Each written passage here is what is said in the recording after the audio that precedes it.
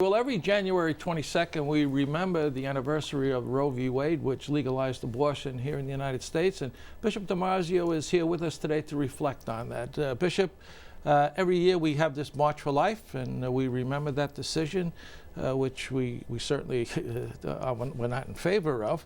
Do you think that the march is getting more publicity now? Because it's always been very little publicity about it. Now that President Trump is in the White House, he seems to draw more attention to pro-life issues. Do you think that there's more attention given to the march?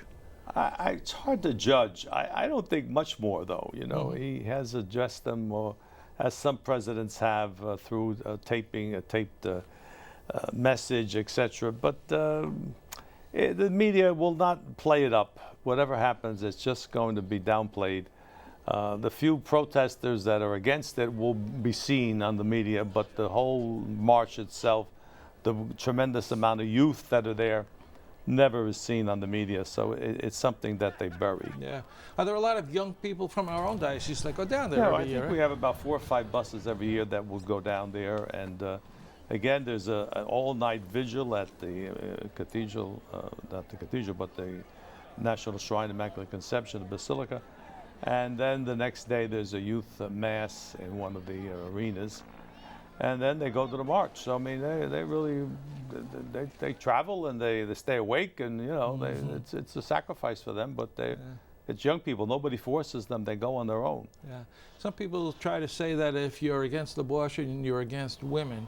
This year, the theme of the march is pro-life is pro-woman. Right. Does that say something that's significant to us? Well, exactly. And again, I was looking at some of the founders of the women's movement were anti-abortion because they felt that was the most degrading thing a woman could be subject to. So I think making this pro-woman and pro-life is very important. There's 2 lives at stake here, the life of the woman and the life of the child.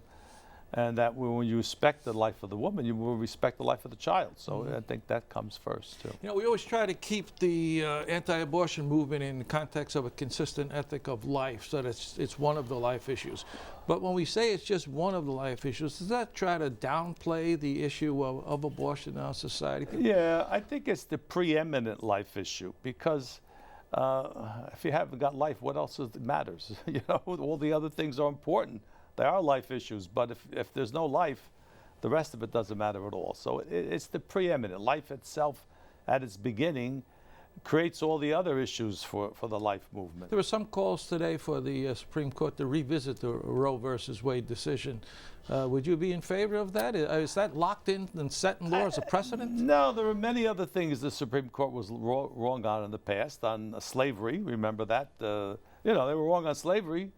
Wrong on abortion, especially because they found in the Constitution a right to abortion that wasn't there. They need a law to do that, and it was the easy way to try to say, oh, there's the right to privacy, and then that expands to a right to abortion.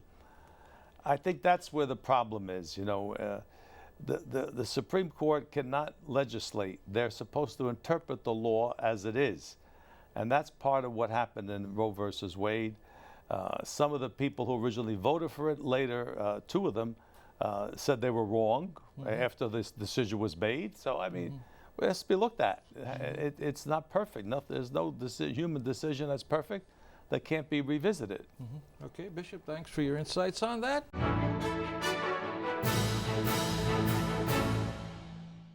If you're watching Currents News on YouTube, be sure to hit the subscribe button and then click on the bell to get instant updates about all of our newest content, because we are putting your faith in the news.